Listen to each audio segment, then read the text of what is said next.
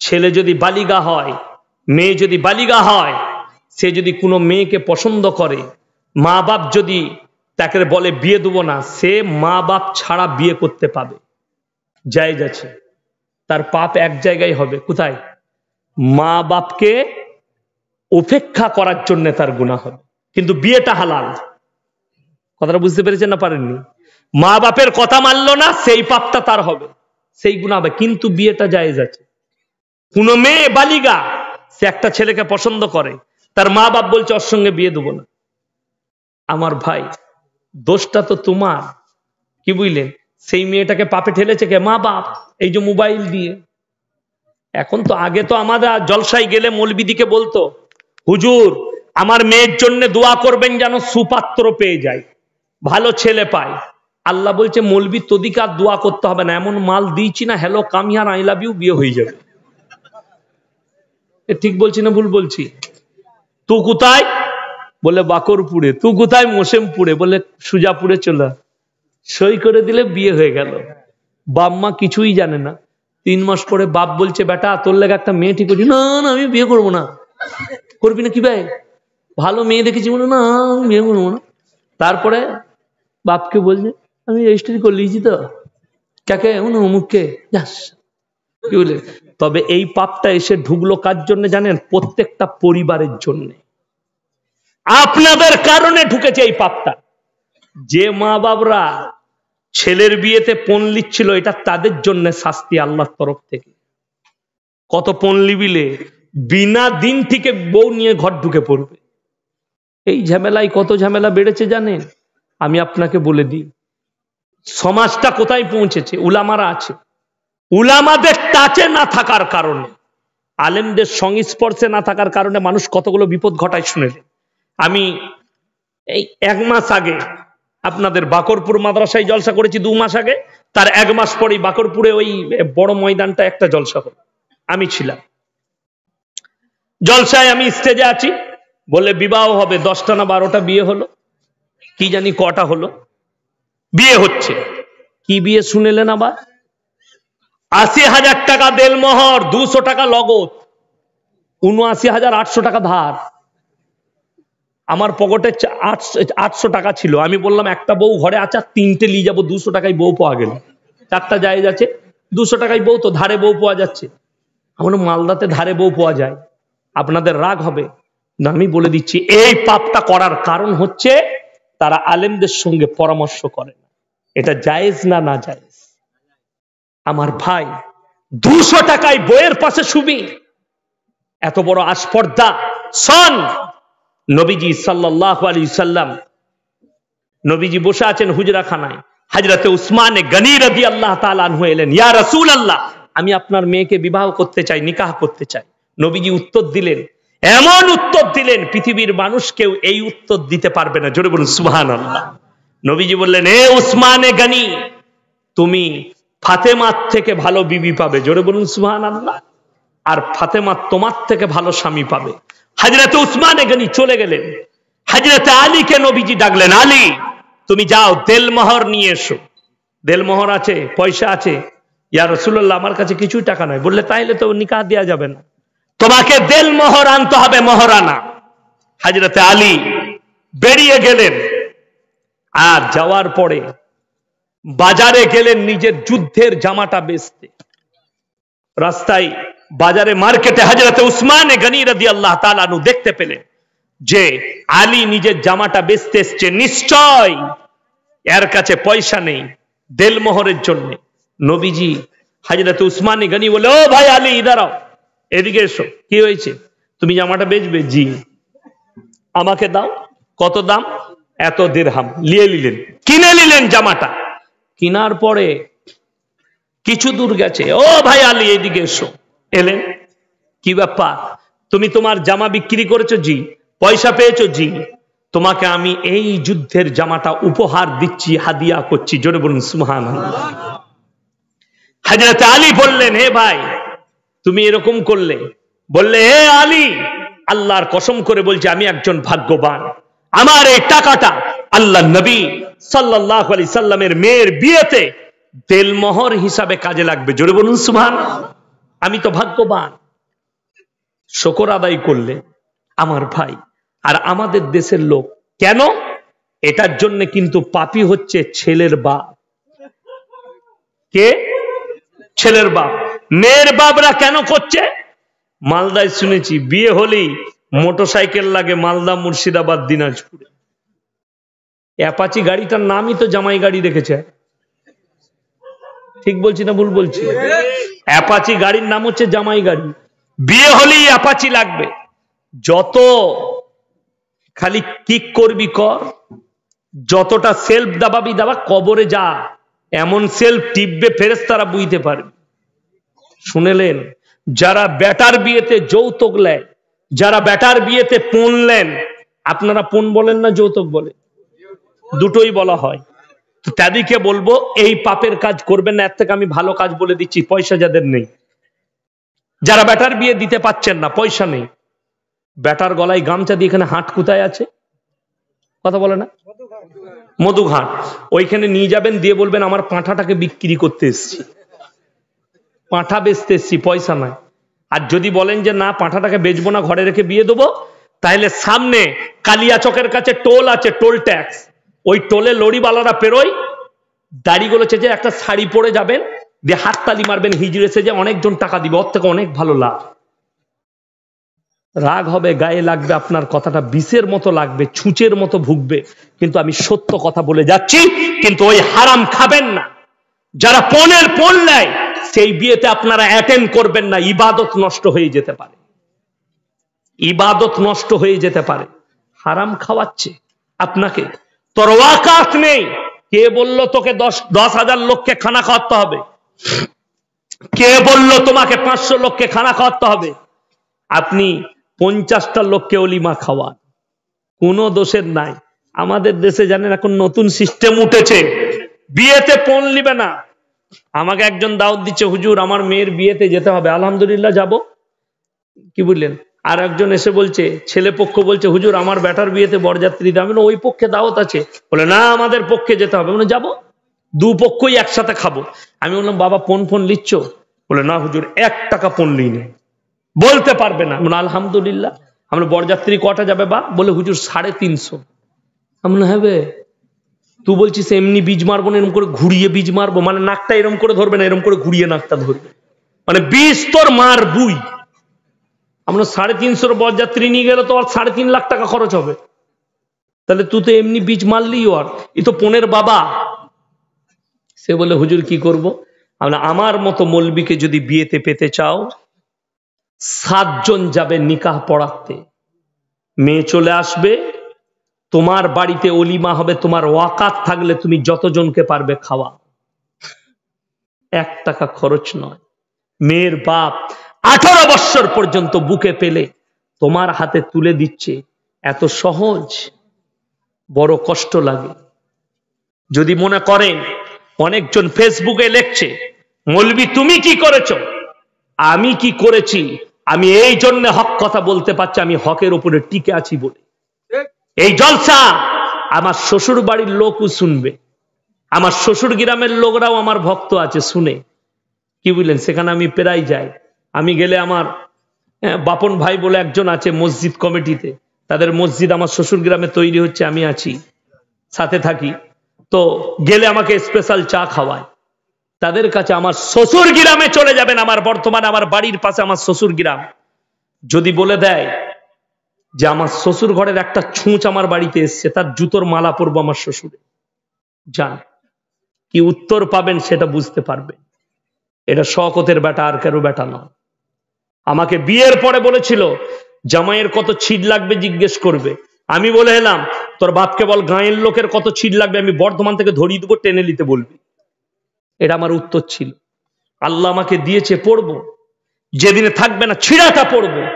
ঈদের নামাজ পড়তে গেছে নমজায়, আন্ডার প্যান্টটাও শ্বশুর গুঁদাচ্ছে, ওটাও শ্বশুর দিয়েছে। এখন আবার অনেকজন আছে 3 দিন আগে থেকে, সেই 26শে রমজান থেকে পা ঠুকে, ওই এখনো পর্যন্ত ঈদ এলো না, জমা এলো না। না মরদ, শ্বশুরের পয়সা, শ্বশুরের জামাই ঈদ করবি টাকায়? লজ্জা নেই, শরম নেই?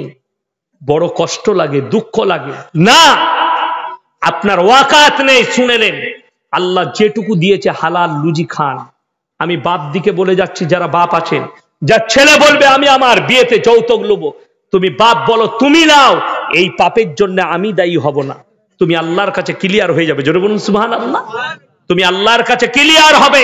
তুমি বলো আমি আমার বাপ আমি নেব না, আমি কখনো পাপ করতে পারবো না। কেন করবেন না?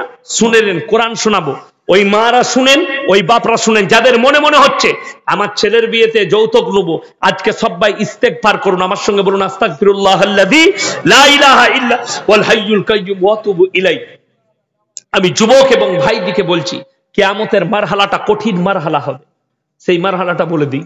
আজকে আমরা ইনকাম করি, পয়সা রোজগার করি, কার জন্য? পরিবারের জন্য করি না করি না? সন্তানের জন্য, ছেলের জন্য, মেয়ের জন্য, আমার পরিবারের জন্য। এই যে বাড়ি ঘর ব্যবসা বাণিজ্য, কার জন্য? পরিবারের জন্য। আর সেই পরিবারের জন্য আপনি হারাম ইনকাম করবেন। শুনেন, যে সন্তানের জন্য হারাম খাচ্ছেন, যে সন্তানের জন্য হারাম সঞ্চয় করছেন, সেই সন্তানকে আপনার তো কাজে আসতে হবে, হবে না? হবে না?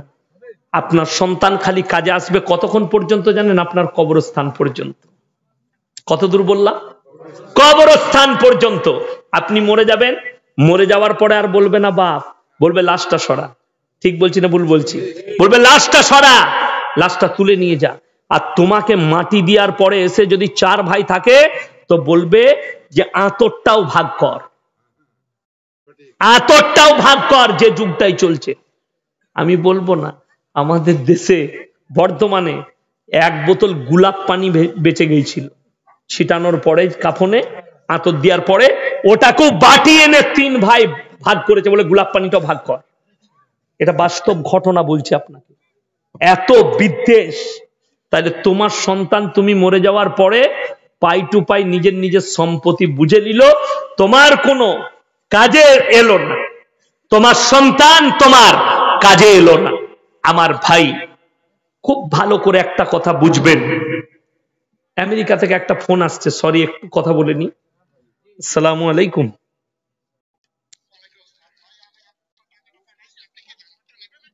আপনি হোয়াটসঅ্যাপ করে দেন নম্বরটা, আমি মেহফিল চালাচ্ছি এখন। না ঠিক আছে, আলহামদুলিল্লাহ। সালাম। আমার ভাই, ওই জন্য মওত কবর পর্যন্ত। এরপরে কোরআন শুনেলেন। আমার ভাইয়েরা, আমার মায়েরা, বোনেরা, আমার আল্লাহ রাব্বুল আলামিন কোরআনের সূরা লুকমান শেষ রুকু আমার আল্লাহ নকল করলেন, ইয়া আইয়ুহান নাসুত্তাকু রাব্বাকুম ওয়াখশাউ ইয়াওমান লা ইয়াজজি ওয়ালিদুন আন ওয়ালাদি ওয়ালা মাউলুদুন হুয়া জাযিন আন ওয়ালিদিহি শাইয়া। হে আমার বিশ্ব নবী, তাদেরকে বলো সেই দিনকে তারা যেন ভয় করে, যেদিনে বাপ বেটার কোনো উপকার আসবে না, বেটা বাপের কোনো উপকারে আসবে না, কেউ কারোর জন্য এতটুকু উপকার করতে পারবে না। আমার ভাইরা, অপর জায়গায় আমার আল্লাহ রাব্বুল আলামিন বললেন, ইয়াউমা ইয়াফিরুল মারউ মিন আখি ওয়া উম্মিহি ওয়া আবি ওয়া সাহিবাতিহি ওয়া বানি লিকুল্লি ইমরিইম মিনহুম ইয়াউমাইদিন শানুন ইউগনি।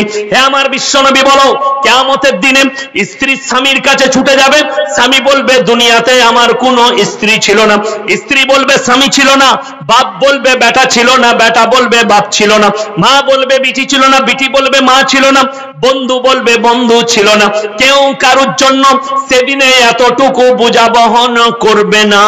আমার ভাইরা, আমার আল্লাহ রাব্বুল আলামিন অপর জায়গায় বললেন, আতিহিম ইয়াউমাল কিয়ামাতি ফারদা। যে সমস্ত ভাইরা বাপের ওপরে, মায়ের ওপরে, মৌলবীর ওপরে, পীর ফকিরের ওপরে যারা বিশ্বাস করে রেখেছে, তারা কান খুলে শোনো। কিয়ামতের দিনে আমার আল্লাহ রাব্বুল আলামিন বললেন, আতিহিম ইয়াউমাল কিয়ামাতি ফারদা। সেদিনে আমার কাছে মানুষ হাজিরি দিবে, তখন একা একা হাজিরি দেবে। আপনারা ঝান্ডা টাঙাবেন লম্বা করে, একটা ফিস্টন করে। এগুলো হচ্ছে সব সুজাপুর, মালদার, মোসেমপুরের লোক দিয়ে ঝান্ডা নিয়ে যাবেন তো কিয়ামতের দিনে। তাহলে চিনতে পারবে ফেরেশতারা মোটামুটি এরা জলসা করে হলো, ইয়াসিন সাহেব ছিল, আর আমাকে ডেকে নিবে। আমাদের দেশের কিছু ছেলে মনে মনে করেছে হুজুর দিকে জলসাই দাওয়াত দিচ্ছি, কিয়ামতের দিনে বলবে দেখা হলে, হুজুর মনে পড়ছে না মুসিমপুরে গেলেন, দেশি মুরগি দিয়ে ভাত দিলাম আর কাজু কিশমিশ। আমি বলবো হ্যাঁ হ্যাঁ মনে পড়ছে, দাওয়াত দিলি বটে, খেলাম। তো এক কাজ কর, আমরাই তো ম্যানেজার বে জান্নাতের, একটু ফাঁক করার ঢুকে পড় নাকি। তুমি যাত্রা পেয়েছো, 3 ফাঁক করবে আর ঢুকবে।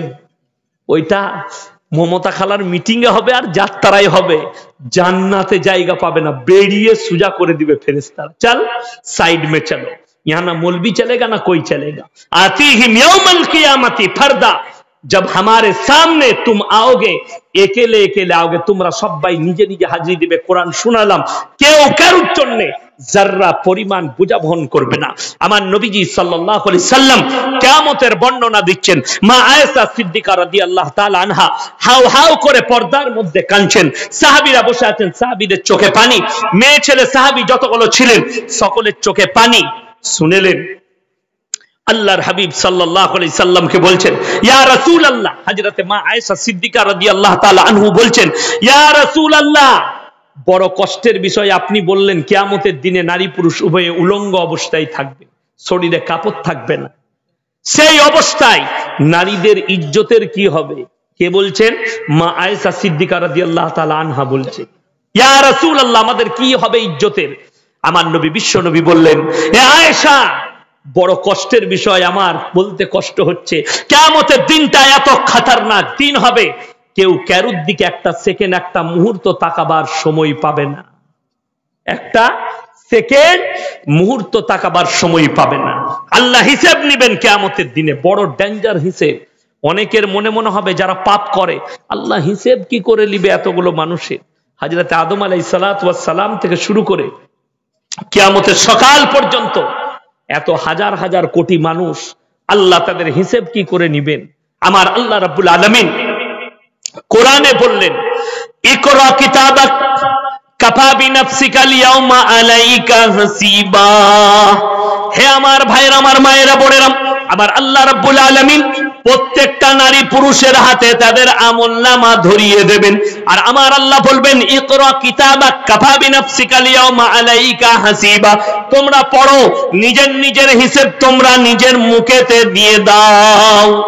তোমরা সবাই নিজের নিজের মুখে তোমার নিজের হিসেব গুলো বলো, কোথায় পাপ করেছো, পাই টু পাই, সেকেন্ড টু সেকেন্ড লেখা থাকবে সেখানে।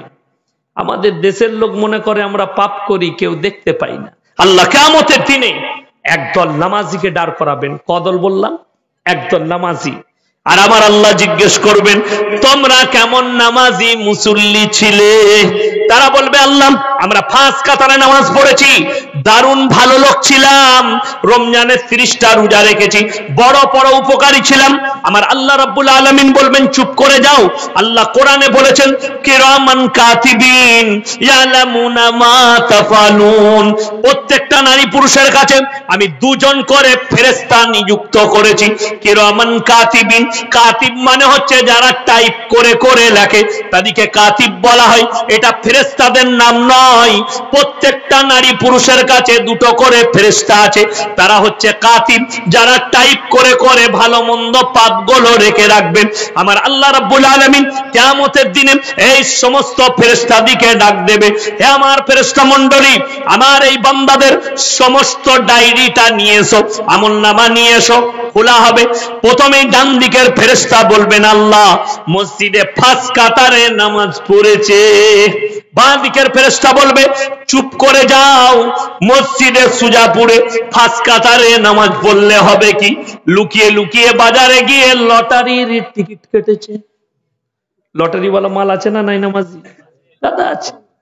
আমার এলাকায় একটা মসজিদে কি বুঝলেন, লটারির টিকিট কোঁচড়ে ভরেছে, লুঙ্গির কোঁচড়ে। এখানে গুঁজে নিয়ে হযরত এখন নামাজের নিয়ত বেঁধেছে।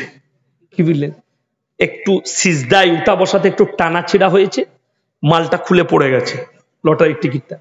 তার পেছনের কাতারে যে দাঁড়িয়ে ছিল সে মালু লটারিওয়ালা, সে কত পরেজগার বুঝেলেন। সে যখন সিজদায় গিয়েছে দেখছে লটারি মালটা সিজদাতেই কুড়িয়ে পড়ে বললিছে। বুঝতে পারছেন কত পরেজগার? গিয়ে দোকানে মিলিয়েছে, নামাজের পরে দেখছে লেগে গেছে 12,000 টাকাটা ক্যাশ করে লিছে। এরপর ই মাল খুঁজে বেড়াচ্ছে, লটারি গেল কোথায় আমার? সে তখন থেকে যে কোচরে ছিলাম সে খোঁজ লিয়েছে আসরের নামাজে আমার পেছনে কে ছিল, খবর পেয়েছে ও ছিল, তার মানে ও লটারিওয়ালা মান করতে আছে, ভাই টাকাটা কোথায় বল, তো আমার পেছনে ছিল, লটারিটা পড়ে গেছে মসজিদে, সবাই জেনে গেল দুটোই নামাজি দুটোই লটারিওয়ালা মাল। কথাটা বুঝতে পেরেছেন না পারেননি আমার ভাই? এরপরে আবার ডান দিকের ফেরেশতা বলবে আল্লাহ রমজান মাসে 30টা রোজা রেখেছে, বড় দান ধ্যান করেছে। বাঁ দিকের ফেরেশতা বলবে চুপ করে যাও, দান ধ্যান করলে হবে কি, লোকের মেরে লোককে দান করেছে, লোকের মেরে লোককে দান করেছে। অনেকজন জিজ্ঞেস করে হুজুর সরকারের মাল মেরে নিয়ে লোককে দান করলে চলবে না? সরকারের মালটা সরকারের বাপের লয়, কমের মাল, তোমার জানা না, মশলাটা ভালো করে পড়বে।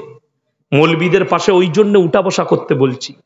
তুমি নেতা হতে পারো, মন্ত্রী হতে পারো, পশ্চিমবাংলায় লয় ভারতবর্ষের যতগুলো সম্পদ আছে এগুলো মোদিজির বাপের সম্পত্তি লয়, কমের সম্পত্তি। সমস্ত হিন্দু মুসলিম জৈন বৌদ্ধ খ্রিস্টান ভারতের যত নাগরিক আছে সকলের সমান অধিকার আছে, যতটা মোদিজির অধিকার আছে ততটা আপনার। আমরা ভোট দিয়ে তিনাকে প্রধানমন্ত্রী করেছি, তিনাকে রেসপেক্ট করি, প্রধানমন্ত্রী, তিনি দেশ চালাচ্ছেন, বাকি এই মালগুলো তিনার নয়, আপনার হক আছে। যদি অপব্যয় করে, আমানতের খেয়ানত করে, আল্লাহ ছাড়বেন না, যেই হোক। যদি কমের মালকে কেউ খায়, লেখে নিয়ে যা, মন্ত্রী হও নেতা হও যা হবে হও, যদি গরিবের হক মেরে খায় আমার আল্লাহর কাছে রিহাই পাবেন না, তোমার পরিবারকে পাপ ভোগ করতে হবে, তা না হলে তোমাকে ভোগ করতে হবে, আর তোমাকে কিয়ামতের দিনে পাই টু পাই হিসেব লাগবে, যেহেতু তুমি গরিবের মালকে মেরে খেয়েছো।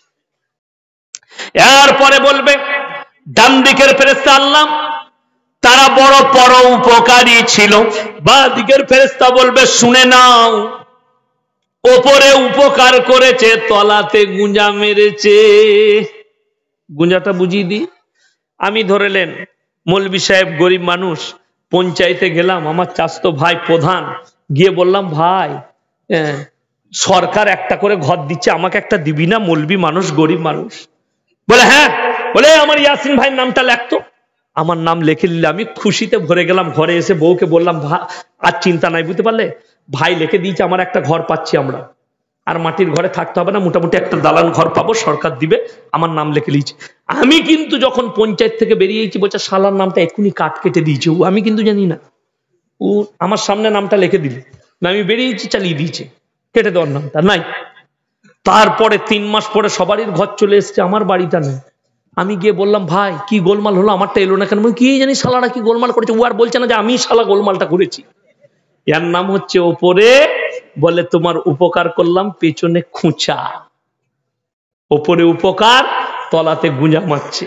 এরপরে আল্লাহ বলবে তোমরা এরপরে কি বলছো বলো, মানুষ এত নেমো খারাপ, তারা বলবে আল্লাহ মনে হচ্ছে যেন এই আমলনামাটা আমার নয়, আমি ভদ্র ছিলাম। আল্লাহ বলবেন হে আমার ফেরেশতা মণ্ডলী শুনে নাও, এদের আমলনামাগুলো সরিয়ে দাও। এরপর আল্লাহ বলবেন হে আমার বান্দারা শোনো, এরপরে যদি তোমার নিকটবর্তী আত্মীয়রা সাক্ষী দেয় তখন তোমরা কি বলবে? আমার ভাইরা আমার